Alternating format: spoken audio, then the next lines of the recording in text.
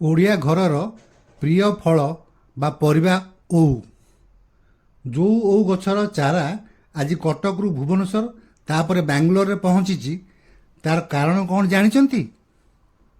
ବର୍ତ୍ତମାନ ବାଙ୍ଗାଲୋର ସହର ଆମ ଓଡ଼ିଆଙ୍କ ଦ୍ୱିତୀୟ ଘର, ଯେଉଁଠି ଓଉ ଗୋଟା 80ରୁ 100 ଟଙ୍କା, ସେ ପୁଣି ବିରଳ। ଓଉ ଖଟା ବା ଆଚାର ଅବା ହବିଷ ଡାଲମାରେ ଓଉ ନହେଲେ ଭୋଗ ଅଧୁରା। ବାଙ୍ଗାଲୋର ସାରଜାପୁରର ହୋସାହାଲିଠାରେ ଓଡ଼ିଆଙ୍କ ପ୍ରିୟ ଠାକୁର ଜଗନ୍ନାଥ ମନ୍ଦିର କାମ ଆରମ୍ଭ ହୋଇଛି।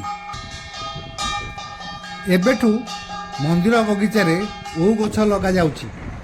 ଗଛ ବଢ଼ି ଫଳ ଫଳିଲା ବେଳକୁ ମନ୍ଦିର କାମ ପୂର୍ଣ୍ଣ ହୋଇ ସେଇ ଓଉ ଠାକୁରଙ୍କ ସେବାରେ ଲାଗୁଥିବ।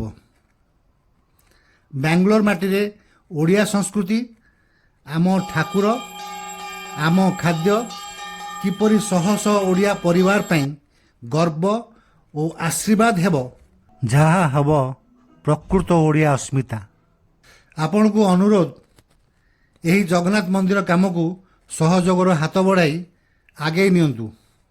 ଜୟ ଜଗନ୍ନାଥ।